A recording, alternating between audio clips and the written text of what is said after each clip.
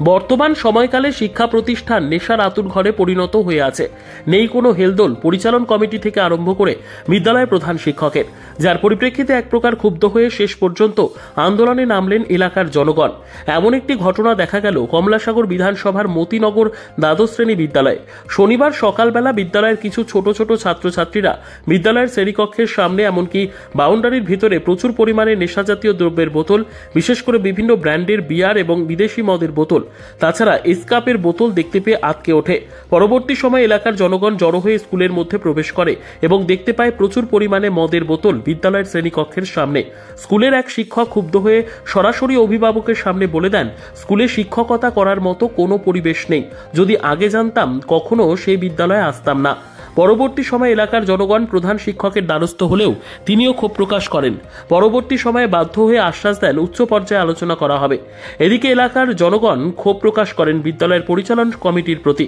আজ পর্যন্ত বিদ্যালয়ের উন্নয়নে কমিটি কোনো ভূমিকা নেয়নি। বিদ্যালয়ের যে সুনাম ছিল তা অচিরেই ধ্বংস হওয়ার পথে গিয়েছে। আরও অভিযোগ, বিদ্যালয়ের শ্রেণীকক্ষ থেকে আরম্ভ করে পানীয় জল, বিদ্যুৎ পরিষেবা লাটে রয়েছে। বিদ্যালয়ের ভিতর ময়লা আবর্জনার স্তূপ হয়ে আছে, যা থেকে দুর্গন্ধ ছড়াচ্ছে, আর তার পাশেই ছাত্রছাত্রীরা শিক্ষা গ্রহণ করছে। আরও জানা যায়, বিদ্যালয়ের পরিচালন কমিটির একাংশ সদস্যরা বিদ্যালয়ের বর্বর এক প্রধান শিক্ষকের হাত ধরে বিদ্যালয়ে অনেক জিনিসপত্র বিক্রি করে দিচ্ছে, যার ফলে এলাকার জনগণ ক্ষোভ প্রকাশ করেন। তাই এলাকার জনগণ অতি দ্রুত রাজ্যের শিক্ষামন্ত্রীর দৃষ্টি আকর্ষণ করছে বিদ্যালয়ের দিকে নজর দেওয়ার জন্য। শিক্ষা প্রতিষ্ঠানে কি করে মদের আখড়া হয়ে থাকে, তাহলে ছাত্রছাত্রীরা কি শিক্ষা অর্জন করবে, তা এখন প্রশ্ন চিহ্নের মধ্যে। ডিসিপ্লিন নাই, এই সন্ধ্যার পরে যে একটা মদের আড্ডা জমে, এই আড্ডা তো সবসময় হয়। আপনার কারো জানাচ্ছেন ব্যাপারটা? জানালে কি হবে, জানাইলে মনে করেন যে কেউ তথ্য নেয় না আর কি।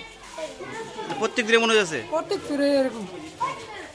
আপনার আমি কিছুদিন আগেও অনেকটা জানাইছি, কিন্তু তারা কেউ তথ্য নিয়েছে। আপনারা এখন কি চান গ্রামবাসী হিসেবে? গ্রামবাসী হিসেবে চাই যে স্কুলটা যে ভালোভাবে চলে, বাউন্ডারিটা যে ইমিউনিটি হয়, এটাই চাই আর কি।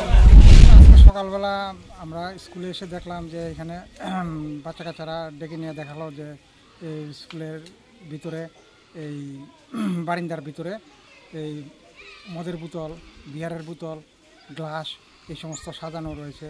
কে বা কারা গত রাত্রে এই সমস্ত করেছে, হয়তো এলাকারই হবে, দূর থেকে তো আর আসেনি। আপনারা কি ভূমিকা নেবেন এর প্রতি? আমরা এখন এসএমসিকে ডেকে জানিয়েছি, এলাকার অভিভাবকরা এসেছে, সবাই দেখেছে, কী করা যায় এখন সবাই মিলে বসে সিদ্ধান্ত নেবে। ডিডিওকেও জানানো হয়েছে। এছাড়া বিভিন্ন সমস্যা স্কুলের মধ্যে, পানীয় জল সমস্যা, মেনলি সমস্যা হলো পানীয় জলের কিছু সমস্যা আছে, কিন্তু এখন মোটামুটি সাবমার্সিবল বসানোর পরে সমস্যা দূর হয়েছে। সাপ্লাই অনেক সময় ঠিক থাকে, অনেক সময় থাকে না। আর মেইন সমস্যা হলো বাউন্ডারি আমাদের অর্ধেক আছে, বাকিটা বাউন্ডারি নেই। বাউন্ডারি থাকলে এই সমস্যাগুলি দেখা দিত না। ব্যুরো রিপোর্ট, দুরন্ত টিভি।